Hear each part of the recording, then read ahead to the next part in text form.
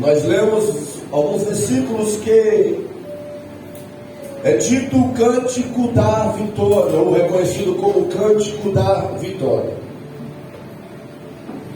E Paulo, ele está, irmãos, concluindo tudo o que ele ensinou em Romanos, capítulo de número 8. Esse capítulo 8 é um capítulo muito rico, muito interessante, e fala sobre diversas coisas. O versículo de número 1, Paulo vai falar que sobre nenhuma condenação. Versículo 15, Paulo vai falar da adoração dos filhos. Versículo de número 26, Paulo vai falar da atuação do Espírito Santo. Versículo 28 a 30, Paulo vai falar do propósito eterno de Deus. E no 31, que nós iniciamos essa leitura, é uma pergunta retórica que nos conduz à confiança total em nosso Deus. Ele vai, irmãos, começar dizendo: que diremos, pois, a estas coisas? Se Deus é por nós, quem será contra nós? Ele começa dizendo: se Deus é por nós. Aqui não é um talvez, irmãos, que Deus é por nós. Paulo aqui, ele está, se Deus é por nós, mas na sequência ele vai demonstrar, ele vai dizer que Deus já demonstrou que é por nós. Por quê? Ou como?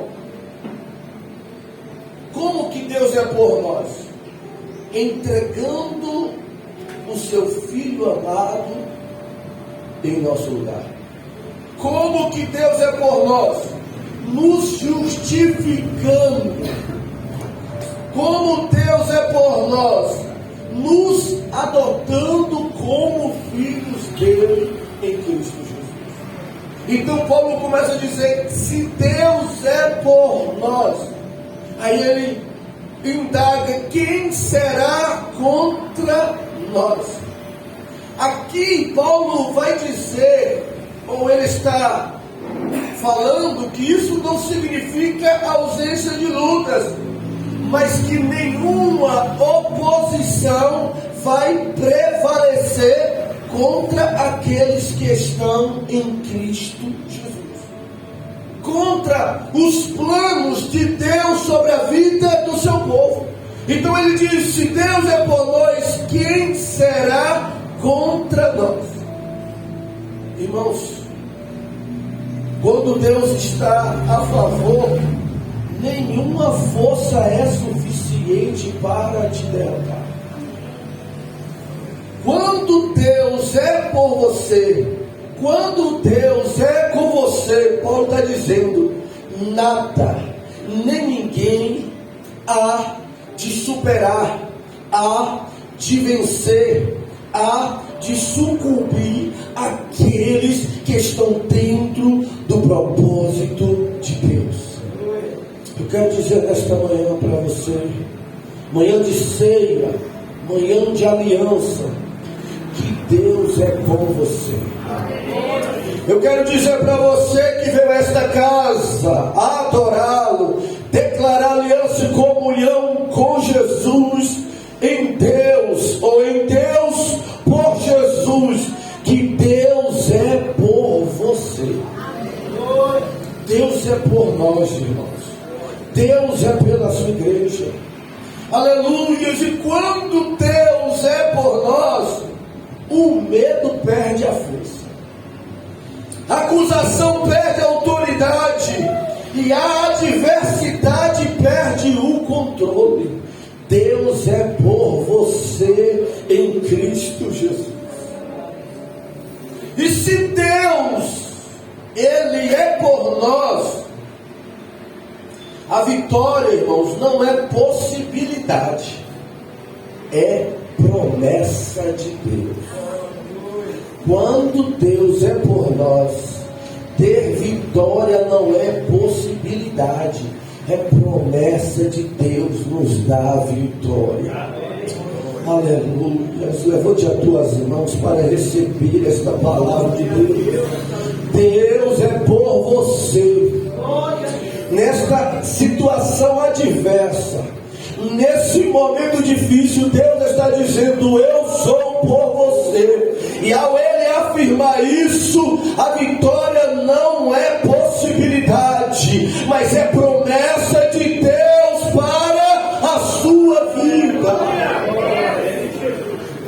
Aí Paulo vai dizer assim, versículo 32: nem mesmo o seu próprio filho poupou, antes entregou por nós mesmos. Aí ele vai falar: como nos não dará também com ele todas as coisas? Quando ele começa a dizer, nem mesmo a seu próprio filho poupou, Paulo está dizendo: olha, Deus foi até o extremo do amor. O extremo do amor. Ele não reteve o que ele tinha de mais precioso. Deus não reteve, Deus não segurou o que tinha de mais precioso para nos salvar, para nos libertar, para nos abençoar. E culto de ceia falamos de cruz, onde Cristo foi morto. E a cruz é a maior prova de que Deus está do nosso lado. Quando ouvimos louvores como ouvimos, quando ouvimos mensagem falando da cruz, quando ouvimos ensinamentos, palavras que falam que Cristo foi para a cruz, que Deus enviou, que Cristo morreu na cruz em nosso lugar, significa que Deus está do nosso lado. Isso significa que Deus está em nosso favor. Significa que Deus nos é favorável, irmãos. Porque Ele enviou o que tinha de mais precioso pelas nossas vidas. Aí antes, Paulo vai dizer assim no versículo 32, antes entregou por nós. E Ele enviou Jesus, Jesus foi para a cruz, antes Ele entregou Jesus por você, por nós. Isso demonstra que tudo aquilo que Cristo passou na cruz, todo o sofrimento, não foi um acidente ou não foi uma tragédia. Aquilo tudo foi um propósito de Deus, foi plano do eterno. Jesus se entregue de uma forma voluntária para nos redimir, para nos resgatar, para nos salvar, para nos regenerar. Tudo estava dentro do plano de Deus. E aí ele vai concluir o versículo 32 dizendo: como nos não dará também com ele todas estas coisas? Ele deu a Cristo o que ele tinha de mais precioso. Aí Paulo vai dizer: como também Deus não nos dará com ele também todas as coisas? Como se eu dissesse: Deus já nos deu o que havia de maior, que é Jesus Cristo. Ele não vai nos dar aquilo que é de menor, que é as nossas necessidades. Isso eleva a nossa confiança em Deus. Quando ouvimos que Deus nos deu o de mais precioso, o de maior, o de mais importante, que foi o seu Filho na cruz do Calvário, Paulo está dizendo: quanto mais as demais coisas. Se fosse para Deus negar alguma coisa para você, se fosse para Deus reter alguma coisa para a igreja, seria Jesus.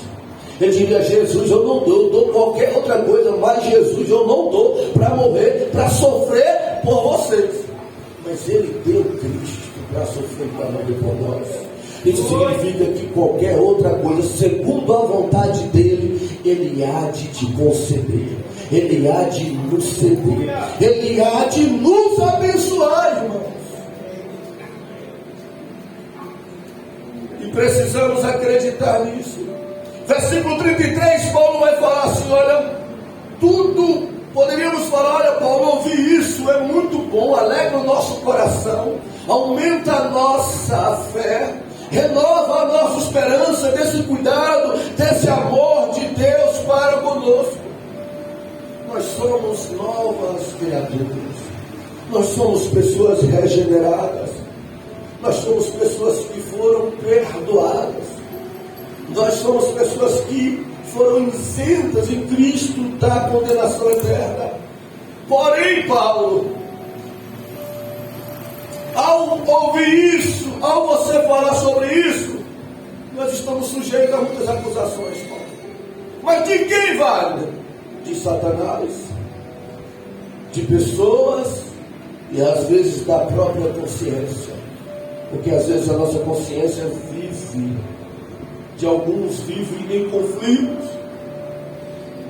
E como entender isso, Paulo? E como superar essas acusações do maligno, das pessoas e da consciência? O versículo 33, Paulo vai falar assim, irmãos, ó. Quem tentará acusação contra quem? Os escolhidos de Deus. Aí ele vai dizer, é Deus quem os justifica. Paulo vai falar, quem tentará acusação? Aqui Paulo vai usar uma linguagem de tribunal. Quem intentará acusação contra os escolhidos de Deus? Aí entra Satanás, as pessoas e a consciência. Paulo está dizendo, quem tentará acusação?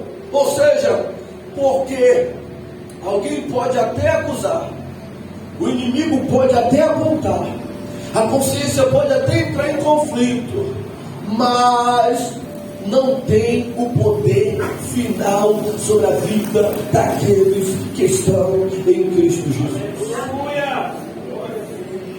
Aí Paulo vai dizer, quem tentará acusação contra todos, Paulo? Todos os seres humanos, todas as mulheres, todos os homens, todas as pessoas. Ele diz, não, contra os escolhidos de Deus. E o que significa isso? Os escolhidos de Deus representam aqueles que foram separados e estão em Cristo Jesus, que foram chamados pela graça de Deus, que decidiram confessar publicamente Jesus como seu Senhor e o seu Salvador, foram selados com o Espírito Santo. Quem são esses escolhidos de Deus? São aqueles que se arrependeram, como a irmã Cristiane falou muito bem, e decidiram seguir o caminho, como o nosso irmão Evanilson falou, e que tem o nome no livro da vida, que tem a presença de Deus sobre eles. E tudo isso não pelos próprios méritos, mas pelos méritos de Cristo. Quem tentará acusação contra os escolhidos de Deus? Aí Paulo vai falar, Deus é quem justifica este povo. Deus é quem justifica esses homens e mulheres que estão em Cristo Jesus. E isso nos leva a entender que é por isso que as acusações sobre você não prosperam, porque o juiz maior é Deus. Por isso que as acusações não prosperam contra os que estão em Cristo Jesus. Apocalipse diz que Satanás vai lá no céu 2 vezes ao dia te acusar contra Deus. Imagina, o diabo indo lá 2 vezes ao dia nos acusar. E lá está o juiz supremo que já deu o veredito ao teu respeito, dizendo, ela está absolvida, ele está justificado, Satanás, das suas acusações. Aleluia. 1 de João capítulo 2 versículo 1 vai dizer assim, filhinhos, não pequeis, mas se pecar, vocês têm um advogado à direita, à destra do Pai. É como se fosse assim, irmãos. Deus está no trono, Jesus está à direita de Deus, O promotor de acusação de Satanás vai lá no céu falar o teu respeito, te acusar. Quando ele chega lá para te acusar, ele fala tudo. Aí o teu advogado de defesa fala para o pai: é pecador, pai, é falha, pai, erra, pai, mas crê em mim, confessa para mim e eu perdoo, e está justificada. E está justificado. Aí Satanás sai de lá, irmãos, com a quente uma fervendo, ouvindo que Deus disse que você está absolvida e está justificada, porque crê nele, crê na morte dele, crê na ressurreição dele, crê no retorno dele, batizando nas águas, participando da ceia, confessando ele como Senhor e Salvador da sua vida, e quando erra e falha, pede perdão, bate a poeira e continua andando no caminho do Senhor. E esse texto Paulo vai dizer: é Deus é quem justifica. Quem tentará acusação contra os escolhidos de Deus? Se é Deus é quem justifica. Irmãos, e para nós aqui, pense comigo: se Deus absolve, se Deus justifica alguém, quem é que pode condenar, irmãos? Me responda aí. Quem é que pode condenar alguém que Deus já perdoou? Quem é que pode condenar alguém que Deus absolveu? Quem é que pode condenar alguém que Deus justificou, que o juiz supremo declarou, afirmou, disse que está perdoado e está justificado? Ninguém, irmãos. Ninguém pode. A salvação, ela é segura. A sua salvação, a nossa salvação, ela é segura. Não porque, irmãos, depende do conceito, do palpite, da interpretação dos homens, mas porque depende de Deus, irmãos. Você não é salvo. E por isso que muitos falam, nesse final de ano, conversando com alguns parentes que não são crentes, eles até falaram sobre isso. Por que vocês falam que vocês é salvo e os que não são cristãos não são? Por que vocês têm essa certeza, Vale? Por que vocês têm esta garantia? E se eu dizer, e se alguém dizer que não são, que vocês não são, não tem valor e importância para nós. Nós acreditamos que somos salvos, nós acreditamos na garantia da nossa salvação, porque não depende do que Satanás fala e nem do que os homens dizem, depende da justificação do nosso Deus para as nossas vidas. E Deus decidiu nos perdoar e nos justificar em Cristo Jesus. Por isso que precisamos ter total certeza e confiança, irmão. Deus declarou que quem se arrepende e crê em Jesus é salvo. E nós acreditamos nisso. E quando Deus justifica, toda acusação perde a voz, perde a autonomia, perde a autoridade. Eu estou a pregoar para quem é salvo. Eu estou dizendo, o texto está dizendo que quando Deus justifica, toda acusação contra você não tem validade alguma, não tem poder algum, não tem autoridade nenhuma, não prevalece nenhuma voz, porque o juiz supremo nos perdoou e nos justificou em Cristo Jesus. Aí vale a pena, meu irmão, sair de Nelson mesmo 5 horas da manhã para estar aqui louvando, adorando e agradecendo a este Deus que fez tudo isso por nós, irmãos. Mediante isso, a pergunta é, Paulo vai falar, a pergunta é, Paulo, mediante quem condenará? Versículo 34, ele diz: quem condenará? Pois É Cristo quem morreu e antes ressuscitou dentre os mortos, o qual está à direita, olha à direita, à destra, e também intercede por nós.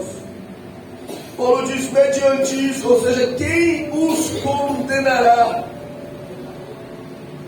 Ou seja, quem terá autoridade para anular isso? Não tem ninguém que tem essa autoridade. Quem o condenará? Aí ele vai dizer o motivo: é Cristo é quem morreu. A condenação que era nossa, irmãos, recaiu sobre Cristo pela sua morte. A morte de Cristo pagou totalmente a nossa dívida.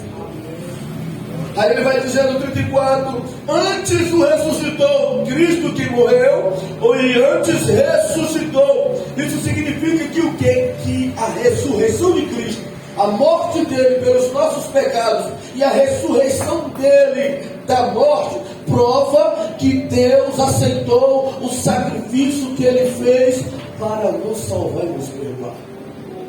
Foi aceito a obra de Cristo diante de Deus. Cristo ressuscitou e toda a culpa sobre nós foi removida. É por isso que Paulo diz que aquele que está em Cristo, nova criatura é. As coisas velhas se passaram e eis que tudo se fez novo. É por isso que você sofre a respeito de muitas pessoas que não são cristãos. Muitos homens e mulheres que não são crentes e vê sua nova vida hoje, servindo a Deus, na casa de Deus, aí procura ficar te acusando de quem você era, do que você fazia. Eles são ignorantes, eles não conhecem a palavra de Deus, eles não conhecem a obra redentora de Cristo, eles não sabem que Cristo morreu para pagar a dívida, quitar a dívida daqueles que são pecadores e que crê nele. Eles podem até falar, mas o que eles falam, isso não pode nos abater. O que eles falam não pode entrar na nossa mente e nos colocar para baixo. O que eles falam não pode criar conflito no nosso interior, para nós não acreditarmos no que a palavra diz e na obra que Cristo fez. Então por isso, quando você ouvir, quando você passar por qualquer acusação, lembre-se disso. Pode até afirmar, é bem verdade que eu fui, é bem verdade que eu fiz, é bem verdade que eu estava longe de Deus e que eu vivia dessa forma, mas Cristo me resgatou, mas Cristo me perdoou, mas Cristo me recebeu e fez de mim um homem e uma mulher salva na presença dele. Além de Paulo dizer que ele, quem o condenará, é Cristo quem morreu ou antes ressuscitou, ele vai concluir o versículo dizendo, além disso, e ele também intercede por nós. Paulo está falando, ele não só morreu por vocês, ele não só ressuscitou para justificar vocês, ele ainda trabalha como intercessor sobre a vida de vocês. Irmãos, Cristo está à destra de Deus intercedendo por vocês, do lado do Pai, pedindo. Vocês lembram de Jó? Jó passando por toda aquela aflição, e Jó chegou a dizer assim, olha, se eu tivesse alguém que pleiteasse a minha causa, eu não estaria passando por isso. Jó chegou a dizer, se eu tivesse alguém para lutar, um advogado para pegar minha causa com Deus, eu não estaria sofrendo como eu estou sofrendo. Satanás foi lá, Jesus ainda não havia morrido e ressuscitado, não estava à destra de Deus como intercessor das pessoas. E aí Satanás foi lá e Jó sentiu falta disso, de um advogado para interceder por ele. Aí hoje, diferente, quando o inimigo vai lá, ele está de cara com o teu advogado.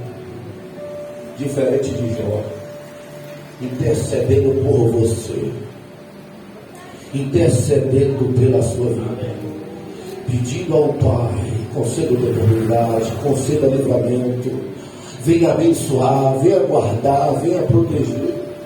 E isso que Paulo falou, e também intercede por nós. Além de morrer e ressuscitar, ele continua ativo, intercedendo pela sua igreja.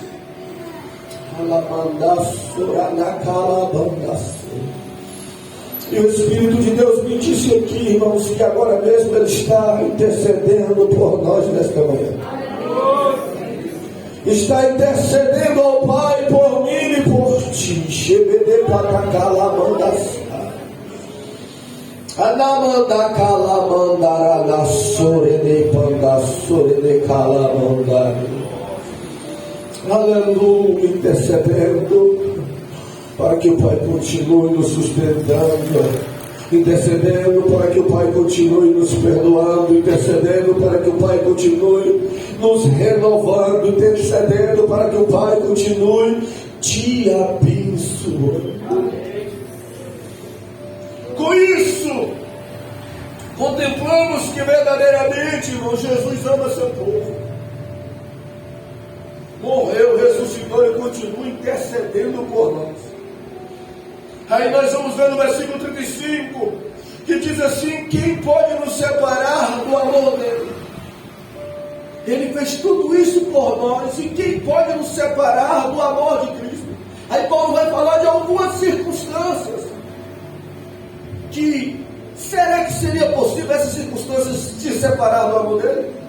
Será que seria possível ele deixar de te amar por conta disso?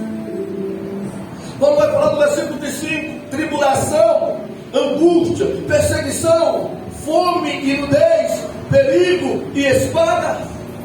Ou seja, tribulação, as pressões da vida, angústia, sofrimentos internos, perseguições, oposições por conta da fé, fome e nudez, necessidades extremas, perigo e espada, ameaça e morte. Isso significa que o amor de Cristo por nós permanece mesmo em qualquer circunstância. Nada dessa vida, Paulo está dizendo, nem tribulação, nem angústia, nem perseguição, nem fome, nem nudez, nem perigo, nem espada, pode diminuir o amor que Jesus tem por você. Pode diminuir o amor que ele tem pela sua igreja. Nada, nenhuma circunstância. Só que eu indagaria a ele, Paulo, mas é um relacionamento, Paulo. Existe, ou deve pelo menos existir o sentimento mútuo. Cristo nos ama e nada disso vai fazer com que Ele nos deixe de amar. Diferente do ser humano. Tem muitas pessoas que amam pessoas até elas adoecerem. Tem pessoas que amam pessoas até elas estarem bem financeiramente, profissionalmente. Tem pessoas que o amor delas estão condicionadas a algumas condições do próximo. Já de Cristo para com você é diferente. Mesmo na tribulação Ele te ama, mesmo na angústia Ele te ama, mesmo na perseguição Ele te ama, mesmo na fome e na nudez Ele te ama, mesmo no perigo e na espada Ele nos ama, e nada pode nos separar desse amor que Ele tem por nós.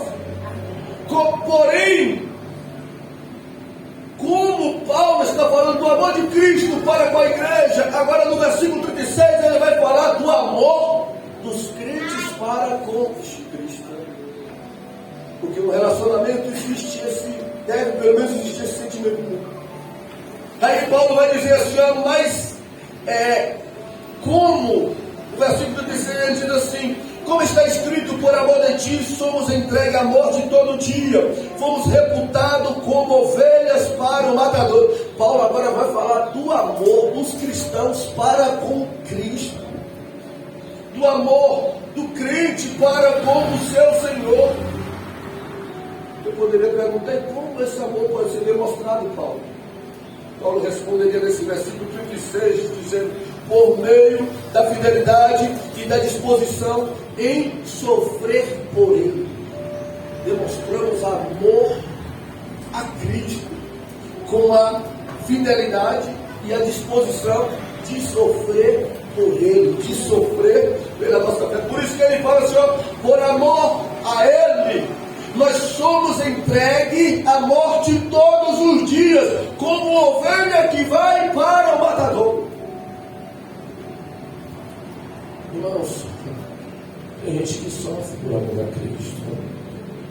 E isso implica nas renúncias diárias, abrir mão da sua vontade, abrir mão dos seus desejos, mortificar a sua própria natureza, abrir mão deste mundo, dos prazeres deste mundo, das tentações de Satanás.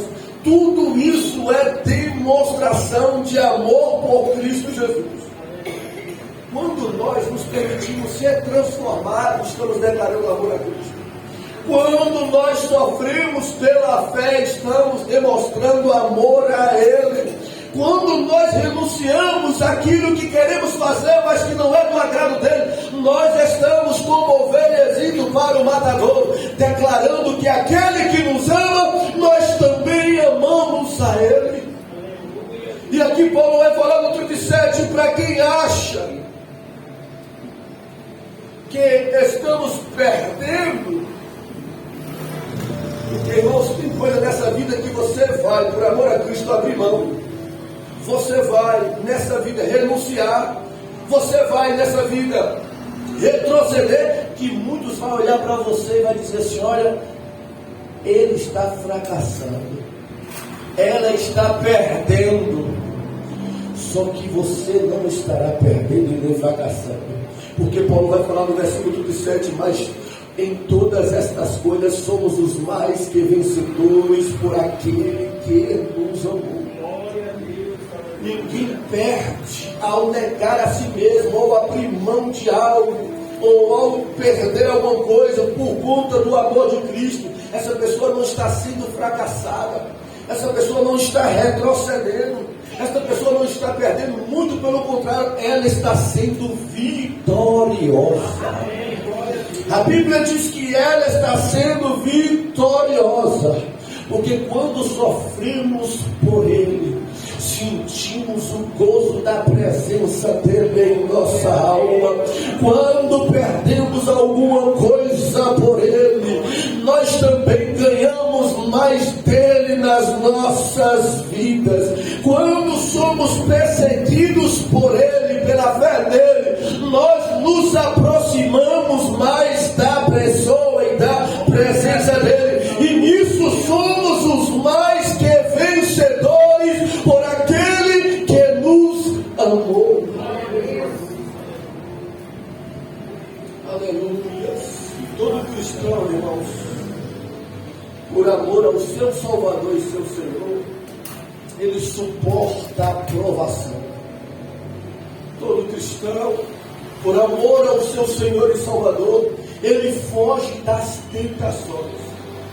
Todo cristão que ama o seu Senhor e Salvador, ele resiste às perseguições. Isso é uma demonstração de amor ao Senhor Jesus.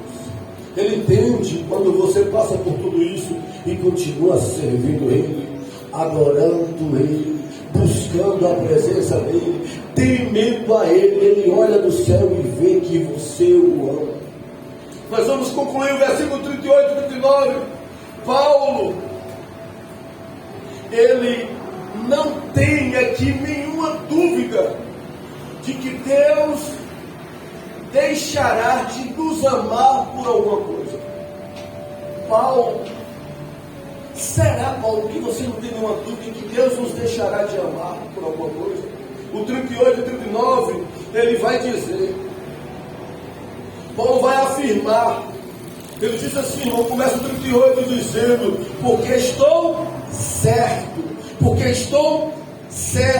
ou seja, porque estou convencido, porque eu estou convicto, eu estou seguro, de que, Paulo? Aí ele diz, que nem a morte e nem a vida, nem os anjos e demônios, nem o presente e o futuro, nem a altura e a profundidade, e qualquer outra coisa pode nos separar do amor de Deus que está em Cristo Jesus. Nada pode nos separar do amor desse Deus. O objetivo de Paulo é enfatizar todas essas questões aqui, irmãos, do amor de Deus para com você, para conosco, é superior a tudo que existe. Quando ele falou, olha, que nada, nem a vida, nem a morte, nem os anjos e demônios, nem presente, nem futuro, nem altura e profundidade, nem qualquer outra coisa. Paulo estava dizendo que nem o céu, nem qualquer coisa que há na terra, nem o tempo e nem o espaço pode nos separar do amor de Deus que está em Cristo Jesus. Eu queria convidar aqueles que se sentem amados por Deus a ficar sobre os seus pés. Convidar o nosso irmão Osmano, a nossa irmã Eli, para estar nos auxiliando na ceia. Eu gostaria que você fechasse os seus olhos por um minuto e agradecesse a Deus por esse amor para com você e declarasse o seu amor para com Ele nesta manhã. Eu te convido por um minuto a fechar os seus olhos e a falar com Ele.